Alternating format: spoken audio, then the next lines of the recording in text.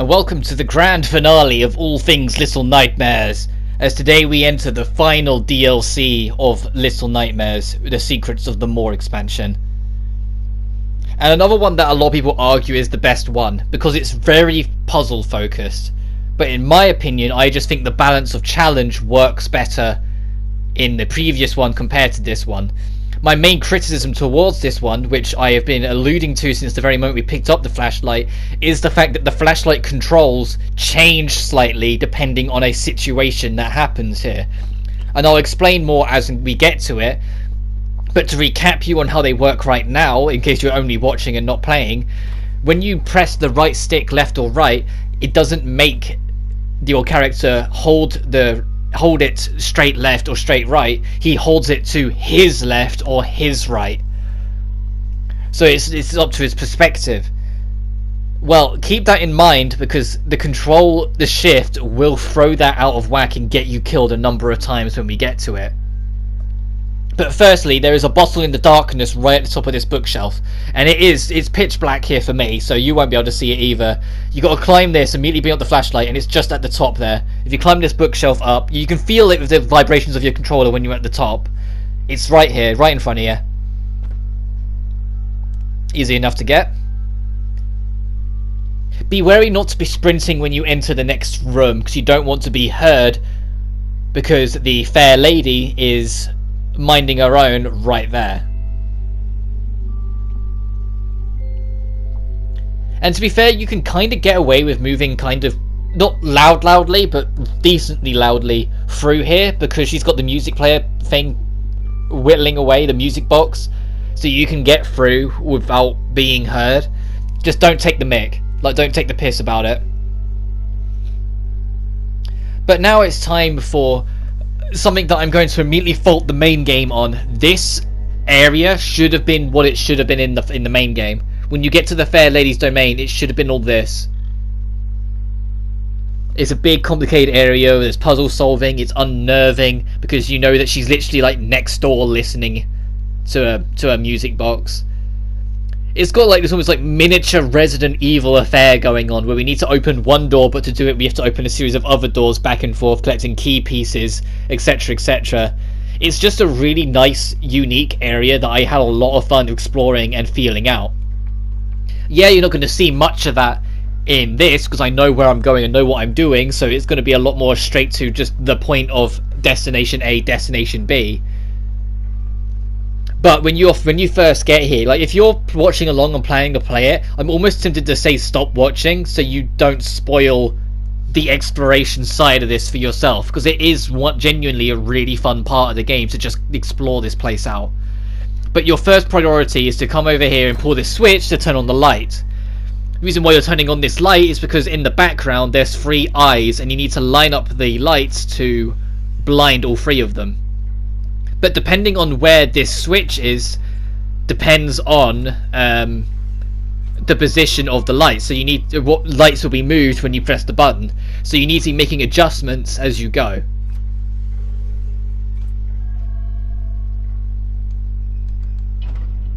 And I think this will do it.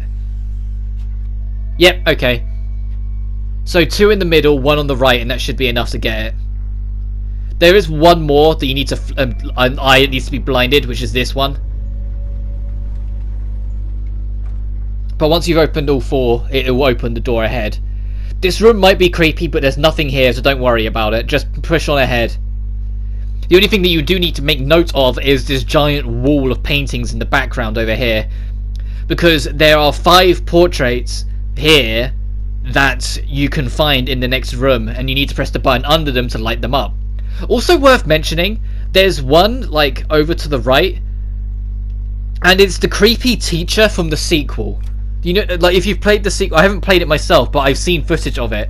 The creepy teacher lady, like her portrait is here. Like they already planned ahead. Like there it is. It's her. It's the creepy teacher lady with the long, like stretchy neck from the sequel prequel. Like when I noticed that, I was like, oh god, they were referencing her already. It makes me wonder what other stuff they were referencing that I just haven't cottoned onto yet. But when you get over to this last room. That piece on the table is the first key piece you need for the main door. But before you go through it, squeeze through over here and nab your second bottle. I'm saying here a lot, but it's the only easy way to describe everything. Go here, go there, be here, be there. However, you might notice that there is an eye waiting for it. Remember that puzzle at the start? Well, they're finally going to do something with it. They're finally going to try and do something else with the burning eyes gimmick. And I like the fact that you have to kind of plan ahead as you go through this, because you don't have enough time to just sprint the whole way, throw this at the button to open it, and squeeze through. In fact, you won't even have enough time from here to throw it, pick up the thing, and get back. You need to throw it, duck back in, then go ahead and grab it, and then either duck back or try and just get through the door quickly, either or. What I think they should have done though is, like, once you're on your way back, this corridor is useless. So I think they should have had like an eye or two here and a couple options scattered around, so you still had to do more navigation and getting the key back out, because this is just a straight run where nothing happens, and it's just a slower straight run where nothing happens because you're holding something. But once you get through this, take the lift down, don't just chuck it over, because the lift will be helpful for later on, so you might as well activate it now to set it up for later on, which will become clear as and when. So take your little legs down the stairs and place this on the thing so you get a free checkpoint as well. It's always worth just immediately slotting them in for the free checkpoint. If you look on the ground, it's kind of hard to see, but there is an outline of a triangle, a circle, and a square, I think. And the bottom of the statues have those same symbols, so you know where to put them. If you just walk up to them, the kid will automatically put them down on it. But now to the second section, which we'll be backtracking out of almost as soon as we go in, because there is a book. The way this puzzle works is that you need to complete the collections of books. Like, there's a collection of book on the left, a collection in the middle, and a collection in the back right. And you need to put them in the right spots so they make the pattern they are, so they're a part of a shared collection. But there's another book with a pattern on it, where it's half a mask, that isn't used in here. That's because the secret trophy of this level involves it. If you pick it up and take it all the way back to the very start of the level, there is a bookcase on the side you can use. So I will cut to when we're there, because it's not that difficult.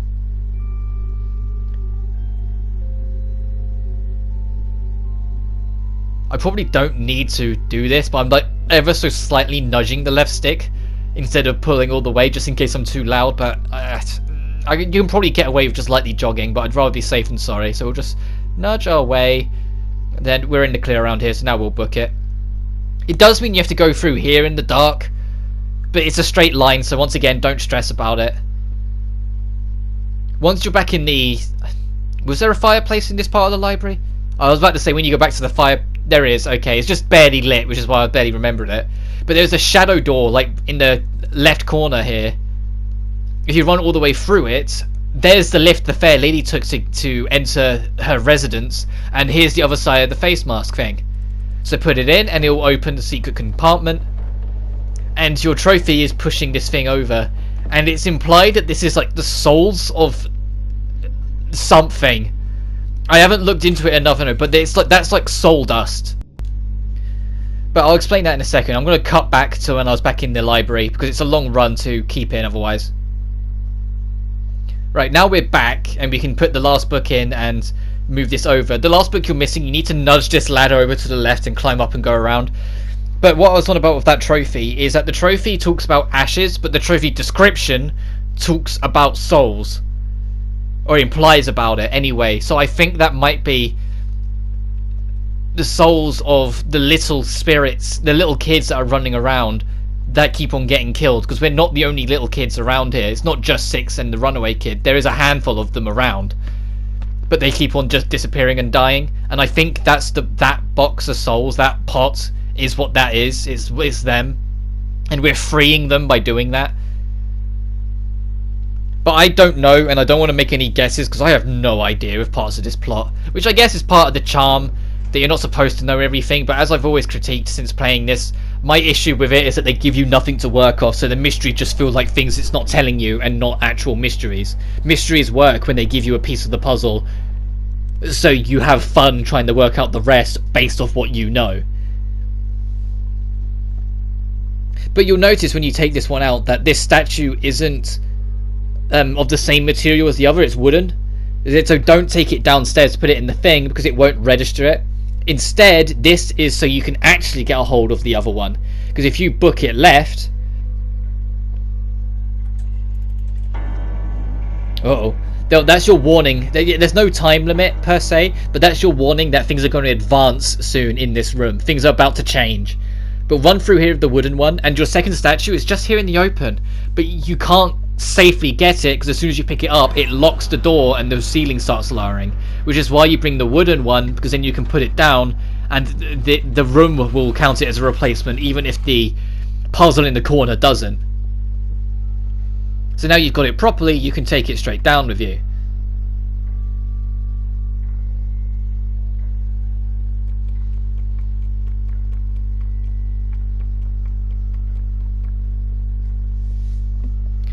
Once you put in this second one, you'll notice that that's like the last one you can actually get right this second.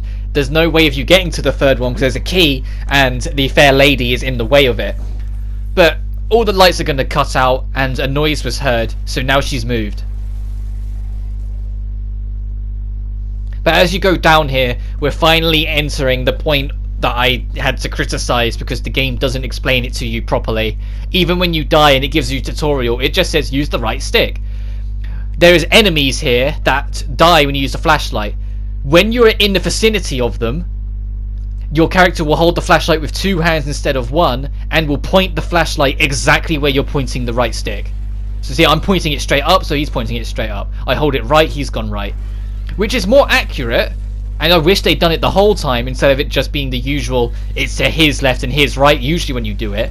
But they don't explain this to you, it just happens. And you see, like, immediately it went back to normal, and when I was pointing it forward, suddenly I was pointing it at the ceiling because all the enemies were gone. That's what I mean by how annoying it is. Like, they should have either explained it better or just stuck with one or the other. But no, they changed it in this third piece just for the combat pieces, or combat if you can call it as such. And it just makes it more annoying because it's just like, well, come on. But now the reason why we sent that lift down earlier is because we're carrying the key back up. And you'd have to go back up to send it back down anyway, so you might as well send it down early so you don't have to do that to save yourself time later. But if you run all the way across, there's a locked door on your left here,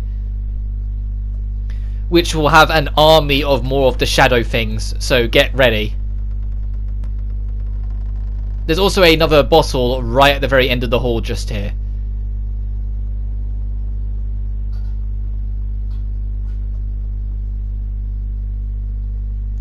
Right, let's hold on the right stick and see if there's... Oh, look, now we've gone into aiming mode, so there are enemies. I usually die in this room at least once, because there's a whole bunch of them and you can get overwhelmed easily. If you're worried that you're about to get nabbed, start jumping like a loony, because it's a better chance than trying to sprint. At least I'm more consistent with avoiding them, because if they get close, they will lunge at you, and they only have to touch you once to kill you. But if you jump like a maniac, you might just barely be able to escape with your life. It's not consistent though, so I'm not about to pretend that it's the ideal strategy. Just get a feel for it, get a feel from where they're coming from, and you should be a-okay. Until near the end, where it's like 3 or 4 come out at the same time, and they all come from different angles, so it's a bit awkward to get your positioning on them. Which is why I'm doing so many spins on the spot, because I know it's going to be any second now. Right, there's you. Is this the bit I'm on about? Yeah, there's going to be a one behind us. Ah.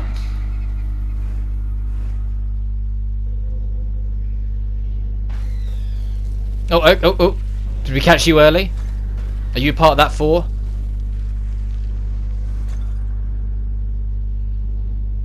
I'm going to assume we're back now, so hello, I'm back. I think we're approaching the last 4. Yeah, we are. So, yeah, jump like a loony, managed to get out of the way of that one.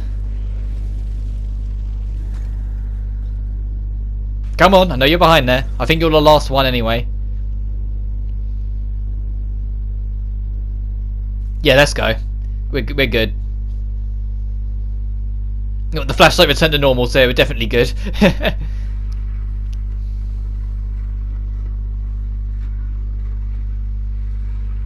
Well, that section is challenging, but I just think the last DLC did its challenge better as a whole. I don't know, I'm not being the most descriptive, but I don't know really how to describe it. Be wary in this section though. If you like book it around a corner too quickly, you will get nabbed by something either in front of you or something from behind you.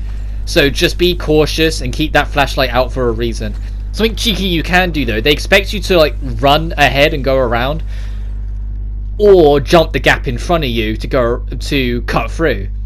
But you don't have to do either. Like you have to jump across eventually, but you don't have to take that risk straight away. If you go right on the edge, you can kill this one, so you don't get overwhelmed by going round. So these last two are just right in front of you without having one behind you try and get you. There we go. And then we're free to climb up the ladder and proceed to the next location.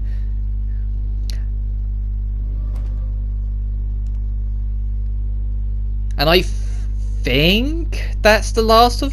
No, it's not.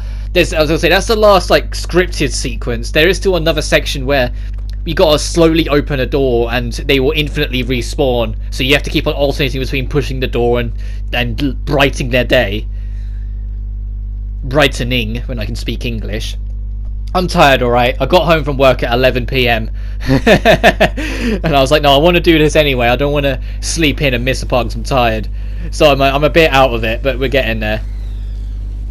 This is what I mean. There's that wheel in the middle that you have to slowly spin around to open a door, but it's very slow and will start ticking backwards as well if you leave it. So you have to like try and get back to it as soon as you can. Because you see, we're going to start pulling it, and now one spawned there, and one has spawned it to our left. So let's deal with these two. It's always in packs of two, at least I think it's always in packs of two. So after two, assuming you can't straight up see a third one, immediately just go straight back to it and try and make the most of it. But the whole time you're spinning it, the game will stop you from spinning it when you hit its limit. So don't look at the door, look around your character.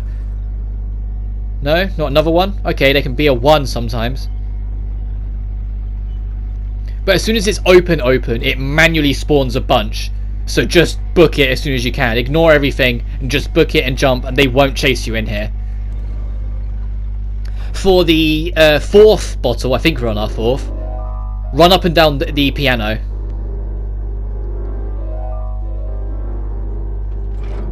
And it will unlock behind, which is probably the most cryptic one, because you might not necessarily think to do that. But it's right there on that back shelf. Yank this, pull it up, and you'll get that. And if you get stuck in this room, eventually you should hopefully notice that this small light on the right flickers a bunch, and it's trying to get your attention, basically. It's the game designer's way of making you notice that it's flickering, and so it's probably got a use. So if you yank on it, it will open the door, and you can already see where we are. I'm pretty sure there aren't any new enemies that will chase you in this point on the last stretch, but at the same time, don't hang around. Like, it's not worth it. But if you've got to this point, you've essentially finished, because there's no enemies that can harm you per se, and the horror we're about to go into is extremely scripted. The only thing to be wary of is that there's still one more bottle to get, and it is something that in the heat of the moment you might just run past, because we're going to be running to the right, and then eventually you're expected to turn down. But if you don't turn down and start looking towards the screen and instead carry on right, you'll find the bottle. But let's proceed onwards and find out why the fair lady is so determined to get rid of us. Look at her reflection in the mirror.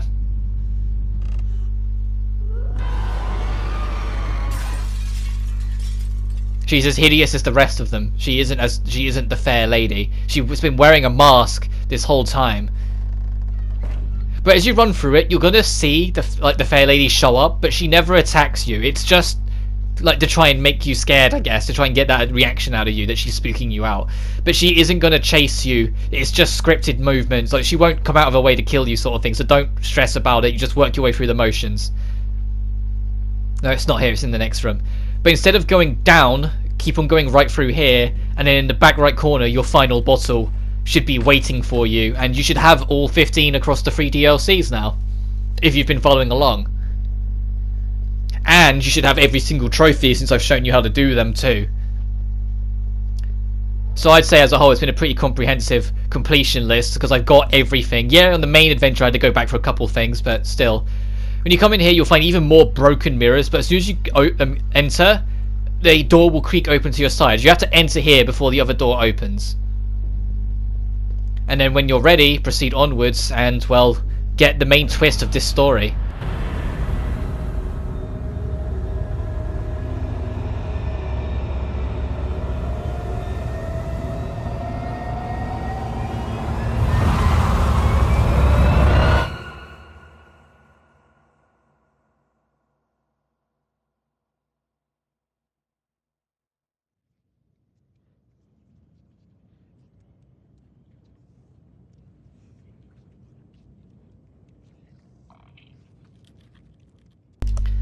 I meant it literally last part when I said the gnomes accept us as one of them.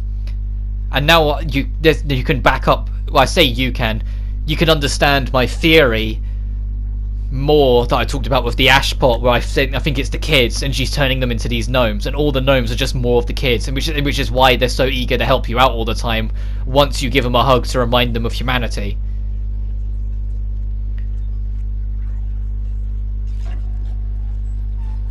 But you can, as you can probably tell with all the food around, we're now approaching the dining hall, and literally the very split second I saw the dining hall, I was like, oh, I think I know where this is going. If you don't, I'm not going to spoil it, I'm going to let you enjoy this. But as soon as I saw the chefs, I was like, oh no. And this is also why I think this should, if it was possible, they should have incorporated all the DLC into the main story, because it would have made the 6's twist a lot more impactful. But as soon as you go through and squeeze through the gap, get past the diners and everything, yeah, it's to the game's credit, I was genuinely like, even though I caught on, it was a surprise catch on. It was a oh no kind of thing. But I'm gonna. Have you worked it out yet? Have you worked it out yet? If you played the main adventure, if you worked out what is going on here? At the end of the dining area, there's a lone sausage, and 6 is coming. Not only is the twist that we're the gnome, because the game won't show it to you, and it's why it's playing very depressing music now. Because it's like, no, it doesn't have to show you. You're the gnome. 6 kills. The only gnome she kills, you're that one. The one you've been playing as in the whole DLC. After everything you went through, you met your end to the other person who was trying to escape with you. And I was like, I was genuinely impressed by that. For all of my grievances and problems I have towards it, when I saw that, I was genuinely like, wow, that's really clever. I actually really like that. And that's the Secrets of the Moor. The 3-part DLC, which up until last weekend I had never played before. And to be honest, I'm glad that I did this Let's Play to get me in the mood to try it, to play it, because I genuinely feel it's the best part of the game. And it was actually enough to get me excited to try and get its sequel at some point. I won't straight away, because there's other stuff I want to play, other stuff I want to do, and other stuff I'm looking forward to. But it's on the list. I'll definitely go and play Little Nightmares 2 at some point, as my throat keeps on fighting me, which is why I keep on taking little pauses, because my throat is really not on board with me today, but I want to get this done. But yeah, Grandma Gun, you were missed. Aww, my patient fiance and family, I'm sorry for the late nights. Oh, that's really sweet. But what I also like, and I know this is a teaser for the sequel has a lot of involvement with TVs, and so they tease it here, not just the TV, but pay attention to it. Look! Like, I've seen a lot of footage. I haven't seen all of it, so I don't want to be spoiled, but I've seen a lot of footage of the sequel. I've seen that dude, and I was like, oh, they're really going all out. But if you've 100% the DLC, you should well and truly have all the concept art. The masks is what you get with your DLC, so I won't bother showing them off. So now we can go through every single piece of concept art. So we'll start where we left off with the concept art for the creep in the water is just hideous. Especially when you look at that, like, it's gonna have it just crawl on all floors like an animal, or the close-up where it's like drenched. That's the entirety of the dome when it's submerged, of the moor. Like, the dome is just the top of what we've seen, but that's the rest of it. Then I was like, oh, okay, so this place is really cool and designed. That's my favourite piece of concept art, that entire thing. I talked about it at the end of the main adventure, that was my favourite concept art. But that, well and truly, is everything for the Little Nightmares and Little Nightmares Secrets of the Maw expansion. And like I said, I'm really glad I came back to it. I enjoyed it a lot more on my return visit than I did the 3 or 4 years ago when I first played it.